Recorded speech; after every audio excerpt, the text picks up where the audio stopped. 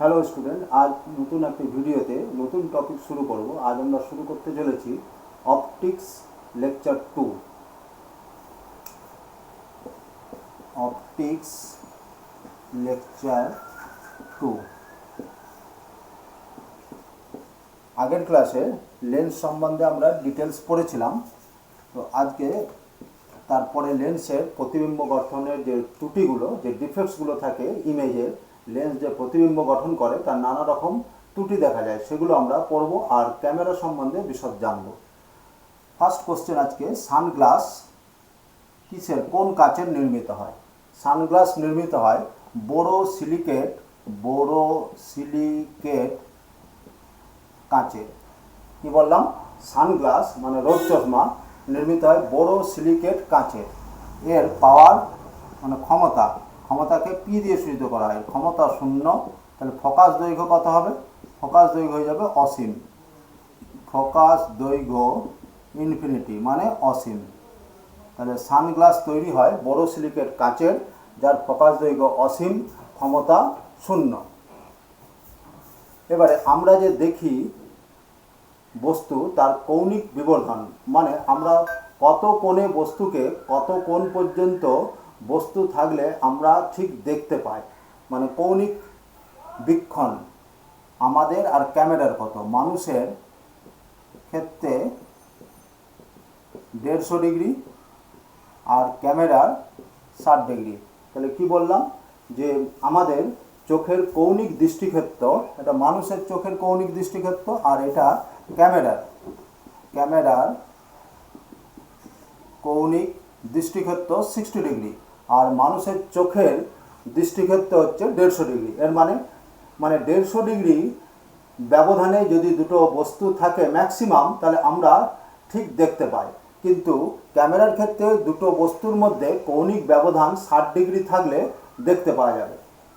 আগের দিন আমরা সরল অনুবীক্ষণ, যৌগিক অনুবীক্ষণ এগুলো সম্বন্ধে আলোচনা করেছিলাম, কোথায় কি অভিলক্ষ থাকে। যারা এই আগের ক্লাসটা দেখোনি তারা লেকচার 1 ওই ভিডিওটা অবশ্যই দেখে নেবে। এবারে রেটিনাতে যে প্রতিবিম্ব গঠিত হয় তার প্রকৃতি হচ্ছে, রেটিনাতে গঠিত প্রতিবিম্বের প্রকৃতি সদ ও অবশীর্ষ। অ্যাকচুয়াল সদ ও অবশীর্ষ মস্তিষ্কের ক্রিয়ার জন্য এই উল্টো প্রতিবিম্বটা আবার সোজা হয়ে যায়। তাই কি বললাম? রেটিনাতে গঠিত প্রতিবিম্বের প্রকৃতি সদ ও অবশীর্ষ, কিন্তু মস্তিষ্কের ক্রিয়ার জন্য সেই অবশীর্ষ মানে উল্টো প্রতিবিম্ব আবার সোজা হয়ে যায়। ক্যামেরাতে ডায়াফ্রাম কাজ কি, আর শাটার, এই দুটো জিনিসের কাজ কি, আর এফ সংখ্যা। ফার্স্ট আমি বলছি যে এফ সংখ্যাটা কি। এফ সংখ্যা হচ্ছে লেন্সের ব্যাস, ফোকাস দৈর্ঘ্য আর ব্যাস এর অনুপাত। ফোকাস কোনো লেন্সে, ক্যামেরাতে জেনারেলি উত্তল লেন্স ব্যবহার করা হয়। ফোকাস দৈর্ঘ্য ও ব্যাসের অনুপাতকে বলা হয় এফ সংখ্যা। তাহলে কি বললাম? ফোকাস দৈর্ঘ্য ও ব্যাসের অনুপাতকে বলা হয় এফ সংখ্যা। তাহলে এফ সংখ্যার কোনো একক নেই। এবারে এফ সংখ্যার সাথে প্রতিবিম্বের উজ্জ্বলতা কিভাবে নির্ভর করে না, এফ সংখ্যা যদি কমে তাহলে প্রতিবিম্বের উজ্জ্বলতা বাড়ে, মানে এফ সংখ্যার বর্গের সাথে ব্যস্তানুপাতিক। কি বললাম? প্রতিবিম্বের উজ্জ্বলতা, বি মানে ব্রাইটনেস, প্রতিবিম্বের উজ্জ্বলতা এফ সংখ্যার বর্গের সাথে ব্যস্তানুপাতিক। আর আলোক সম্পাত মানে যতক্ষণ ধরে আলো পড়ছে সেটাকে বলে আলোক সম্পাত। সেটাকে যদি টি দিয়ে সূচিত করি তাহলে বি টি এর সাথে ব্যস্তানুপাতিক। তাহলে যত কম সময় ধরে আলো পড়বে প্রতিবিম্বের উজ্জ্বলতা তত বাড়বে। আর কতটা আলো এসে পড়ছে, কত সময় ধরে এসে পড়ছে, সেগুলো কারা কারা নিয়ন্ত্রণ করে, আর বিশ্লেষণী ক্ষমতা। তাহলে আমি এটা আলোচনা করলাম এফ সংখ্যা। এবারে আলোক যন্ত্রের বিশ্লেষণী ক্ষমতা, ইংলিশে বলে রিজলভিং পাওয়ার। বিশ্লেষণী ক্ষমতা বা রিজলভিং পাওয়ার।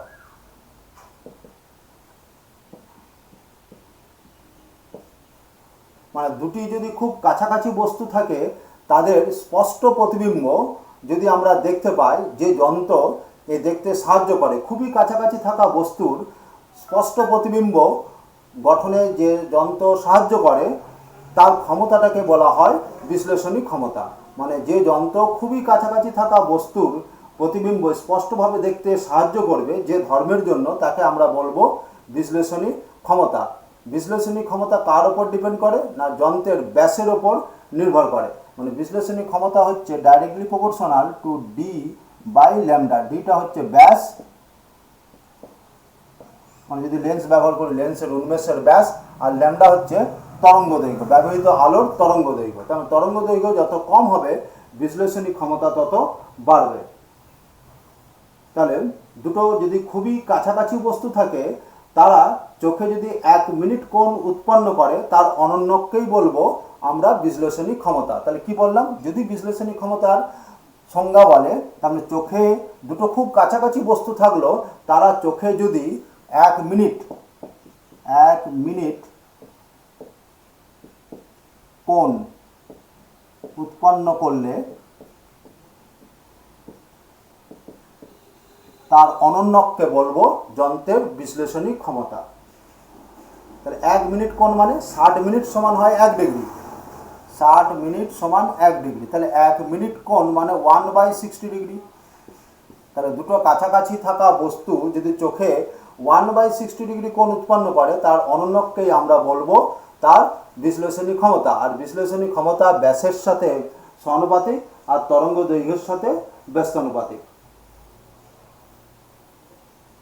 তারপর আমরা বললাম যে ব্রাইটনেস মানে প্রতিবিম্বের উজ্জ্বলতা লেন্সের ব্যাসের বর্গের সাথে সমানুপাতিক। মানে ব্রাইটনেস ডি স্কোয়ারের সাথে, ডি হচ্ছে লেন্সের ব্যাস, তার বর্গের সাথে সমানুপাতিক। আলোক সম্পাতের মানে যত কম সময় ধরে আলো পড়বে সেটাকে, কত সময় ধরে আলো পড়ছে এটাকে বলে আলোক সম্পাত। আলোক সম্পাতের অনন্যকের সাথে সমানুপাতিক বা আলোক সম্পাতের সাথে ব্যস্তানুপাতিক। চোখে প্রবিষ্ট আলোকে কে নিয়ন্ত্রণ করে আর কত সময় ধরে আলো পড়বে তাকে কে নিয়ন্ত্রণ করে?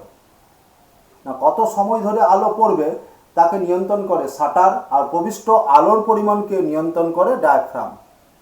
লেন্সের ব্যাস যত বেশি হবে মানে ক্ষেত্রফলটা যত বেশি হবে তত প্রতিবিম্বের উজ্জ্বলতা বাড়বে। আর প্লেটের ওপর সিলভার হ্যালাইডের প্রলেপ দেওয়া হয় কেন? যদি বলে ফিল্মের প্লেটের ওপর সিলভার হ্যালাইডের প্রলেপ দেওয়া হয় কেন? সিলভার হ্যালাইডকে আমরা লিখব AgX। হ্যালাইড মানে এক্সটা কি বোঝাচ্ছে? Halogen group. ক্লোরিন হতে পারে, এক্সটা ক্লোরিনকে বোঝাতে পারে, ব্রোমিনকে বোঝাতে পারে, আয়োডিনকে বোঝাতে পারে, ফ্লোরিনকে বোঝাতে পারে। ওই জন্য এক কথায় সিলভার হ্যালাইড।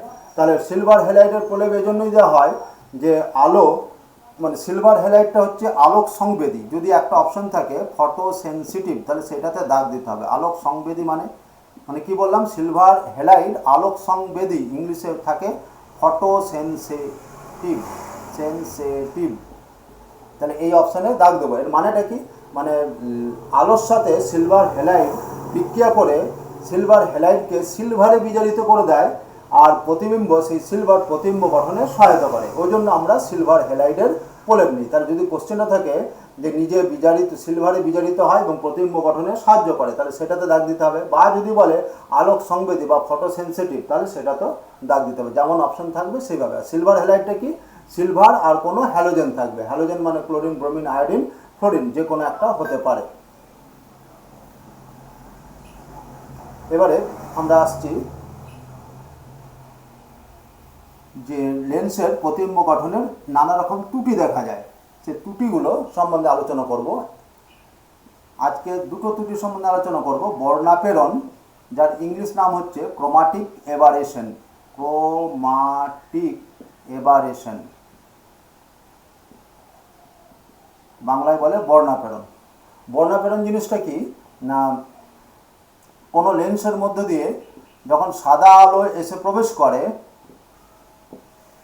তখন বেগুনি বর্ণ আগে মিলিত হয়ে যায়, লাল বর্ণ পরে মিলিত হয়। এটা ধরলাম লাল বর্ণের জন্য ফোকাস আর এটা হচ্ছে বেগুনি বর্ণের জন্য। তাহলে এদের মধ্যে যে ব্যবধানটা FR মাইনাস FV, এটাকে আমরা বলবো যে অনুদৈর্ঘ্য বর্ণাপেরণ। তাহলে বর্ণাপেরণ জিনিসটা কি না, সাদা আলো যখন লেন্সে এসে পড়ে তখন লাল, বেগুনি, হলুদ এরা একই স্থানে মিলিত হয় না, ভিন্ন ভিন্ন স্থানে মিলিত হয়। তাহলে প্রতিবিম্ব ঠিক উজ্জ্বল দেখায় না বা প্রতিবিম্বের উজ্জ্বলতা আলাদা আলাদা হয়। তাহলে FR আর FV এদের মধ্যে যে ব্যবধানটা, যে দূরত্বটা, তাকে আমরা বলবো লঙ্গিচুডিনাল এভারেশন বা অনুদৈর্ঘ্য বর্ণাপেরণ। অনুদৈর্ঘ্য বর্ণাপেরণ।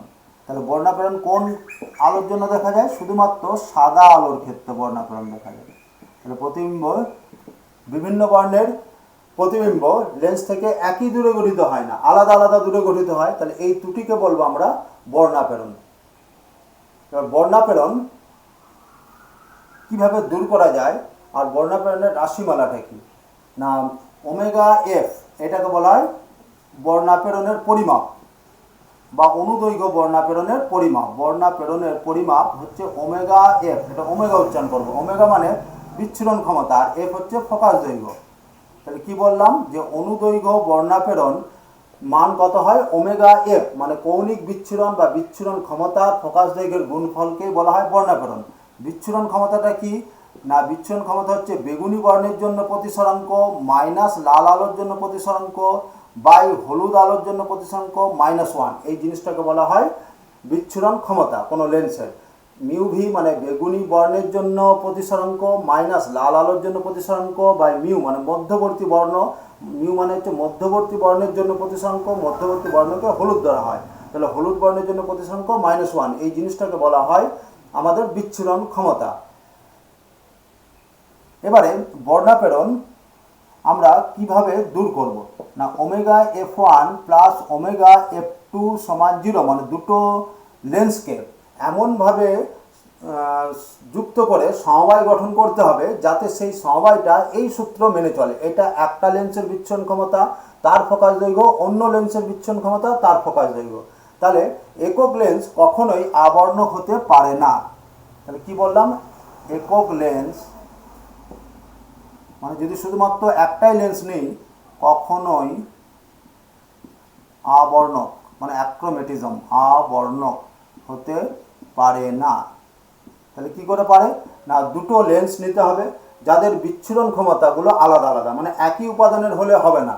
তাহলে 1 নাম্বার হচ্ছে বর্ণাপেরণ দূর করার জন্য কি করতে হবে, আলাদা দুটি আলাদা প্রকৃতির লেন্স মানে একটা উত্তল হলে একটা অবতল, আলাদা প্রকৃতির লেন্স নিতে হবে।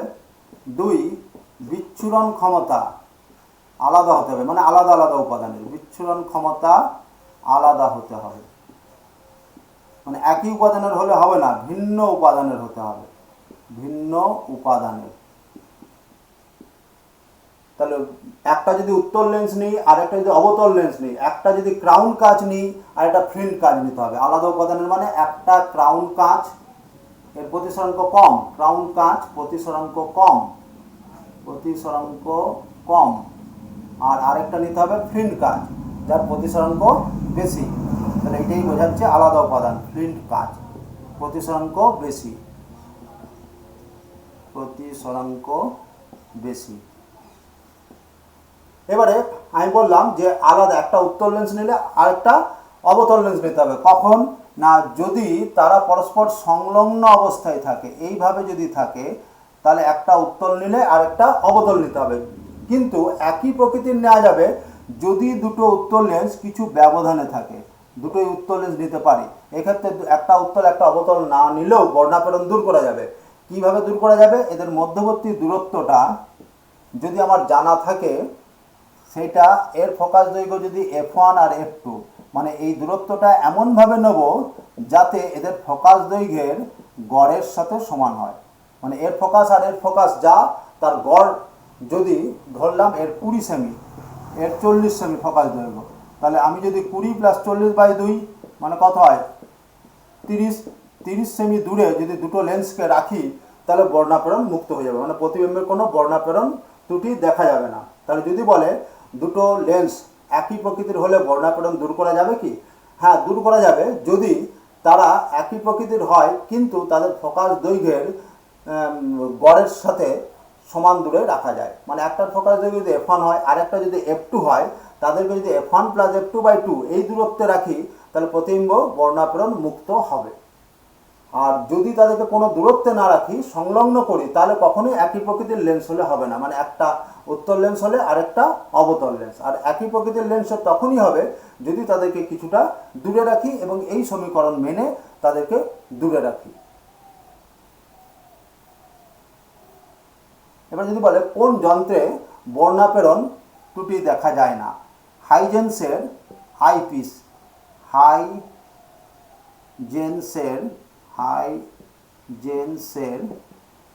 আইপিস এই যন্ত্রে কোনো বর্ণাপেরণ ত্রুটি দেখা যায় না। কেন না? এই সূত্র মেনে দুটো লেন্সকে রাখা হয় f1 প্লাস f2/2।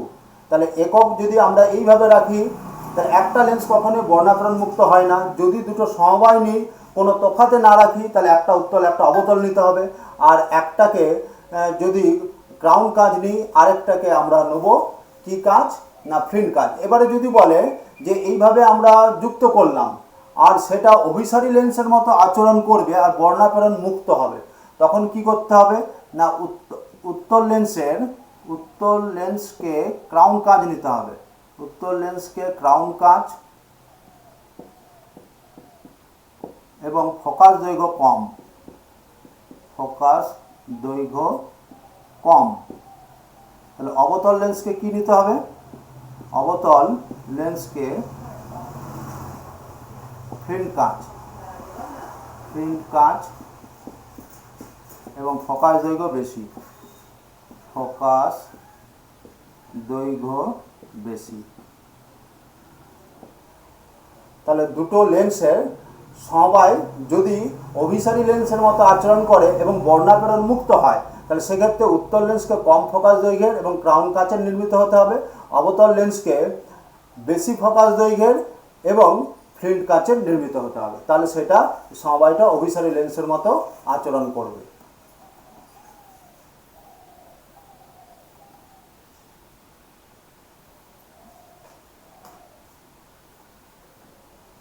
তাহলে একটু আগে বলেছিলাম যে কতটা আলো ক্যামেরায় প্রবেশ করবে সেটা কার সাহায্যে আমরা নির্ণয় করি? ডায়াফ্রাম। তাহলে প্রবিষ্ট আলোর পরিমাণ নির্ধারণ করে কে? ডায়াফ্রাম। আর কত সময় ধরে সেটা হচ্ছে শাটার হচ্ছে কত সময় ধরে আলো প্রবেশ করবে সেটা শাটার নিয়ন্ত্রণ করে।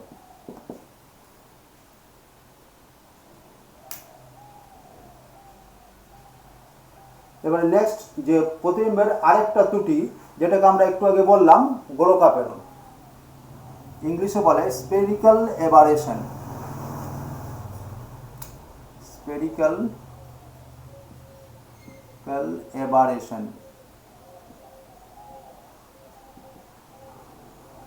বাংলাতে বলে গোলকাপেরণ। গোলকাপেরণ জিনিসটা কি? ধার ঘেঁষে যেগুলো আসছে এগুলোকে বলা হয় প্রান্তীয় রশ্মি, আর মাঝেরগুলোকে বলা হয় উপাক্ষীয় রশ্মি। এটা আগেই মিলিত হয়ে গেল, উপাক্ষীয় রশ্মি অনেক দূরে মিলিত হলো। তাহলে প্রান্তীয় রশ্মিগুলো কাছে মিলিত হয়ে যায়, উপাক্ষীয়গুলো অনেক দূরে মিলিত হয়। তাহলে প্রতিবিম্বের এরূপ যে ত্রুটি, তাহলে তার জন্য আমাদের এখানে যদি পর্দা রাখি যা উজ্জ্বলতা হবে, এখানে যদি পর্দা রাখি তার জন্য প্রতিবিম্বের উজ্জ্বলতা আলাদা হবে। তাহলে প্রতিবিম্বের উজ্জ্বলতার এই যে আমরা পার্থক্য দেখতে পাচ্ছি, কি জন্য না প্রান্তীয় রশ্মিগুলো আগে মিলিত হচ্ছে, উপাক্ষীয় রশ্মিগুলো পরে মিলিত হচ্ছে। তাহলে প্রতিবিম্বের এই যে ত্রুটি তাকে আমরা বলবো গোলকাপেরণ, আর এই দূরত্বটাকে আমরা বলবো অনুদৈর্ঘ্য গোলকাপেরণ। তাহলে এই দূরত্বটাকে আমি কি বলবো? অনুদৈর্ঘ্য গোলকাপেরণ। তাহলে এটা কখন হয়? যদি উন্মেষটা, মানে এখান থেকে এই দূরত্বটাকে, লেন্সের এখান থেকে এই দূরত্বটাকে বলে উন্মেষ যখন খুব বড় হয় আর সাদা আলো একবর্ণী, দুটোর ক্ষেত্রেই দেখা যায়। তাহলে গোলকাপেরণ দেখা যায় সাদা আলো প্লাস একবর্ণী। ইংলিশ নাম হচ্ছে মনোক্রোম্যাটিক। যেমন আমি যদি লাল বলি, হলুদ বলি, এগুলোকে বলা হয় একবর্ণী, ইংলিশে বলে মনোক্রোম্যাটিক। তাহলে দুটোর ক্ষেত্রেই দেখা যায়। কিন্তু ক্রোমাটিক অ্যাবারেশন বা বর্ণাপেরণ দেখা যায় শুধুমাত্র সাদা আলোর ক্ষেত্রে, আর গোলকাপেরণ দেখা যায় সাদা আলো আর একবর্ণী দুটোর ক্ষেত্রেই। তাহলে এটার ত্রুটি কী করে আমরা দূর করব? না শাটার ব্যবহার করে। আমরা এমনভাবে ব্যবহার করলাম যে এই দিকের প্রান্তীয় রশ্মিগুলো আসতে পারবে না, শুধুমাত্র এই উপাক্ষীয় রশ্মি আসতে পারবে, সেই জিনিসটাকে বলে শাটার। তাহলে আমরা শাটার ব্যবহার করে আমরা কি দূর করতে পারি? যে গোলকাপেরণ ত্রুটি দূর করতে পারি, 1 নাম্বার। কিন্তু জেনারেলি এটা দূর করা যায় না, কেন? এই রশ্মিগুলোকে লেন্স থেকে আসা আমি বন্ধ করে দিলাম, তাই উজ্জ্বলতা অনেক কমে যাবে প্রতিবিম্বে। তাই মেন কীভাবে ব্যবহার করা হয়? না মেন ব্যবহার করা হয় সমতলোত্তল লেন্স ব্যবহার করে। সমতলোত্তল মানে এক পৃষ্ঠ সমতল আরেক পৃষ্ঠ উত্তল, বা সমতলাবতল মানে এক পৃষ্ঠ সমতল আর এক পৃষ্ঠ উত্তল, মানে প্লেন আর কনভেক্স। এটা প্লেন আর এটা কনভেক্স, বা প্লেন আর কনভেক্স, এই রকম লেন্স আমরা ব্যবহার করি। এবারে কোথায় আমরা এই লেন্সটা ব্যবহার করি?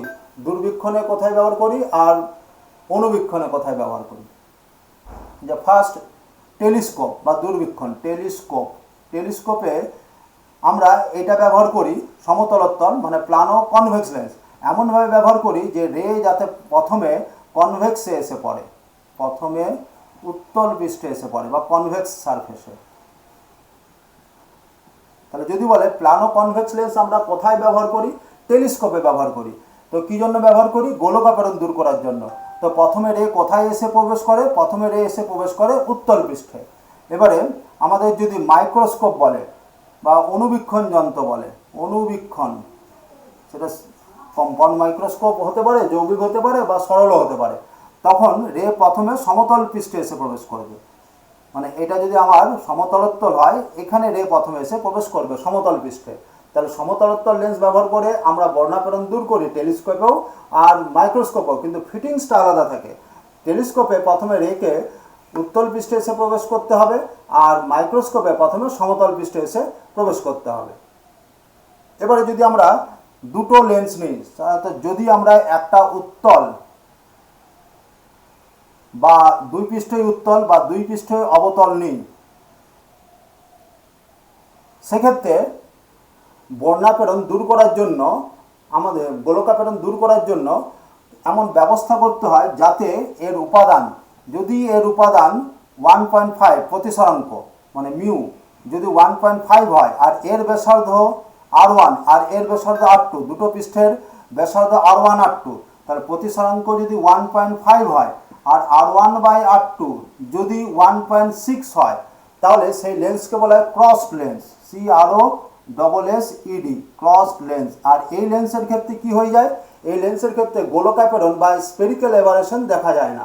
তাহলে যদি বলে ক্রস লেন্স কি, মানে যে লেন্স সে উপাদানের প্রতিসরাঙ্ক 1.5, দুই পৃষ্ঠই উত্তল বা দুই পৃষ্ঠই অবতল, দুটোই কনভেক্স বা দুটোই কনকেভ, তাহলে তাদের ক্ষেত্রে দুই পৃষ্ঠের ব্যাসার্ধের অনুপাত যদি 1.6 হয় আর প্রতিসরাঙ্ক যদি 1.5 হয়, তাহলে সেটা স্পেরিক্যাল এভারেশন মুক্ত হয়, মানে কোনো স্পেরিক্যাল এভারেশন দেখা যায় না। তাহলে সেই ধরনের লেন্সকে বলা হয় ক্রস লেন্স। আর যদি এই রকম লেন্স থাকে মেনিস্কাস লেন্স, মানে একটা সমতল আর আরেকটা উত্তল, বা এক পৃষ্ঠ উত্তল আরেক পৃষ্ঠ অবতল, এরকম, তাহলে সেক্ষেত্রে কি হয়? উপাদানের প্রতিসরাঙ্ক মানে মিউ সমান যদি 2 হয় আর R1/R2 সমান যদি 1.5 হয়, তাহলে কোনো স্পেরিক্যাল এভারেশন বা গোলকাপেরণ দেখা যায় না। তাহলে সেই ধরনের লেন্সকেও আমরা কি বলবো? যে ক্রস লেন্স বলবো। তাহলে যদি বলে কোন লেন্স, কোন ধরনের লেন্স গোলকাপেরণ দেখায় না, তাহলে আমরা বলবো ক্রস লেন্স। আর এটাকে কি বললাম? মেনিস্কাস, MENIS, সমতলোত্তল বা অনেক সময় মেনিস্কাস লেন্সও বলা হয়। আর এটা উত্তলাবতল, মানে এক পৃষ্ঠ উত্তল মানে কনভেক্স, আর একটা কনকেভো কনভেক্স বা উত্তলাবতল, ইংলিশে বলে কনকেভো কনভেক্স। তাহলে এর ক্ষেত্রে কি শর্ত মানলে ক্রস লেন্স হবে? না মিউ সমান প্রতিসরাঙ্ক 2 হতে হবে আর দুই পৃষ্ঠের বক্রতা ব্যাসার্ধের অনুপাত 1.5 হতে হবে, তাহলে সে কোনো গোলকাপেরণ দেখায় না।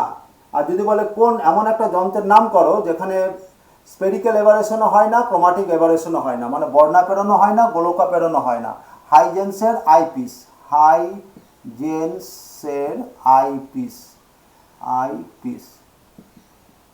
দুটো লেন্সকে যেমন আমরা f1 + f2/2 দূরে যদি রাখি তাহলে কোনো বর্ণাপেরণ হয় না, ক্রোমাটিক অ্যাবারেশন। মানে এর ফোকাস দৈর্ঘ্য গড় দূরত্বের সমান দূরত্বে রাখতে হয়।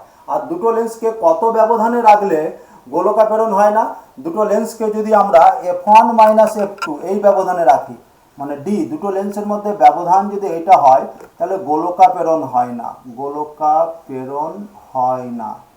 তাহলে দুটো লেন্স কখন গোলকাপেরণ দেখায় না? যদি তাদের মধ্যে ব্যবধান হয় ফোকাস দৈর্ঘ্যের বিয়োগফল। তাহলে এখান থেকে আমরা বুঝতে পারছি যে যার ফোকাস দৈর্ঘ্য বেশি হবে, কারণ দূরত্ব নেগেটিভ হয় না, মানে যদি f1টা বেশি হয় তাহলে সেটা f1, মানে যদি উত্তল লেন্স নিই আমরা তাহলে উত্তল লেন্সের ফোকাস দৈর্ঘ্য বেশি হতে হবে। কেন? f1 উত্তল লেন্সের ক্ষেত্রে f1 পজিটিভ হয়। যদি আমরা একটা উত্তল আর একটা অবতল নিই, অবতল লেন্সের ফোকাস দৈর্ঘ্য নেগেটিভ পজিটিভ হয়ে যাবে, মানে উত্তল আর অবতল নিলে উত্তল লেন্সের ফোকাস দৈর্ঘ্য বেশি হতে হবে। তাহলে f1 মাইনাস f2 এই দূরে যদি রাখি তাহলে কোনো গোলকাপেরণ হবে না। আর বর্ণাপেরণ না হওয়ার শর্ত হচ্ছে f1 প্লাস f2/2। আর কোন যন্ত্র গোলকাপেরণ আর বর্ণাপেরণ দুটোই দেখায় না? আমরা বলবো হাইজেন্সের আই পিস। এবারে কোশ্চেন, যে যদি কোন আলোর ক্ষেত্রে কোন টেলিস্কোপ আর ক্যামেরাতে কোন দুটো বর্ণের ক্ষেত্রে অ্যাক্রোম্যাটিজম করা হয়, মানে বর্ণাপেরণ করা হয়। তাহলে বর্ণাপেরণ টেলিস্কোপে আর মাইক্রোস্কোপে। টেলিস্কোপ অ্যাক্রোম্যাটিজম কোন দুটো বর্ণের জন্য, মানে বর্ণাপেরণ অ্যাক্রোম্যাটিজম, আর মাইক্রোস্কোপ অ্যাক্রোম্যাটিজম ক্যামেরা। টেলিস্কোপ মাইক্রোস্কোপে সেমি, তাই এখানে আমরা লিখে দিলাম ক্যামেরার জন্য অ্যাক্রোম্যাটিজম। তাহলে টেলিস্কোপে অ্যাক্রোম্যাটিজম করা হয় কোন দুটো কালারের জন্য? না, ব্লু কালার আর রেড কালার। কি বললাম আমরা? বি প্লাস আর। তাহলে টেলিস্কোপে করা হয় ব্লু আর রেড কালারের জন্য অ্যাক্রোম্যাটিজম, আর ভায়োলেট আর গ্রিন হচ্ছে ক্যামেরা। কারণ এই দুটো কালারের জন্যই চোখ বেশি সংবেদনশীল। ভায়োলেট মানে বেগুনি আর গ্রিন, ভেরি ইম্পর্টেন্ট। তাহলে ক্যামেরাতে বর্ণাপেরণ করা হয় কোন দুটো বর্ণের জন্য? বলবো ভায়োলেট মানে বেগুনি আর সবুজ, কারণ চোখ এই দুটোর জন্য বেশি সংবেদনশীল। আর টেলিস্কোপে করা হয় ব্লু এবং রেডের জন্য, ব্লু আর রেড মানে নীল এবং লালের জন্য। টেলিস্কোপে কোন দুটো বর্ণের জন্য করা হয়? ব্লু আর রেড। আর ক্যামেরাতে অ্যাক্রোম্যাটিজম করা হয় ভায়োলেট আর গ্রিন।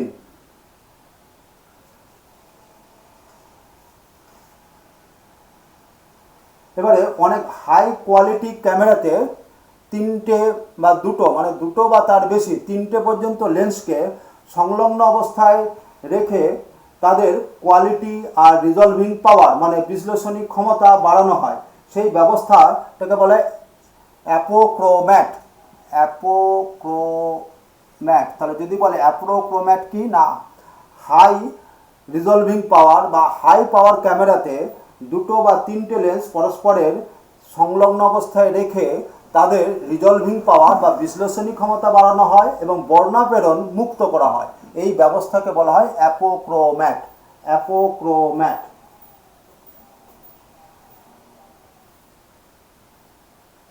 IS 99-এ একটা কোশ্চেন এসেছিল যে দুটো লেন্সের ফোকাস দৈর্ঘ্য দেওয়া ছিল, একটা 30 সেমি, দুটোই উত্তল লেন্স, আর একটা 40 সেমি। তাদেরকে কত ব্যবধানে রাখবো যাতে বর্ণাপেরণ মুক্ত হয়? একটু আগে বললাম যে বর্ণাপেরণ মুক্ত হবে যদি তাদেরকে 30 প্লাস 40/2 মানে 35 সেমি দূরে রাখি। তাহলে আমি একবার বলেছিলাম যে আলাদা প্রকৃতির লেন্স হতে হবে বর্ণাপেরণ মুক্ত হতে গেলে, যদি তাদেরকে কোনো তফাতে না রাখি। আর দুটো লেন্সকে যদি তফাতে রাখা হয় তাহলেও বর্ণাপেরণ মুক্ত হবে যদি তাদেরকে তাদের ফোকাস দৈর্ঘ্যের গড় দূরত্বের সমান দূরত্বে রাখি। তাহলে আজকে আমি যেটা বললাম সেটা হচ্ছে বিভিন্ন লেন্সের ত্রুটি এবং চোখের, মানে চোখ নয় ক্যামেরা সম্বন্ধে বললাম। পরের ক্লাসটা আমরা বলবো চোখের বিভিন্ন ত্রুটি এবং প্রতিসরণ। তাহলে ভিডিওগুলো প্রথম থেকে শেষ পর্যন্ত ভালো মতন যদি দেখা হয় তাহলেই বুঝতে পারা যাবে, একটু দেখে ছেড়ে দিলে কিন্তু বুঝতে পারা যাবে না। আর তোমাদেরকে যে মেন যে কাজটা, যদি ভালো লাগে তাহলে এটা সাবস্ক্রাইব করবে এবং অন্যদেরকে শেয়ার করার চেষ্টা করবে।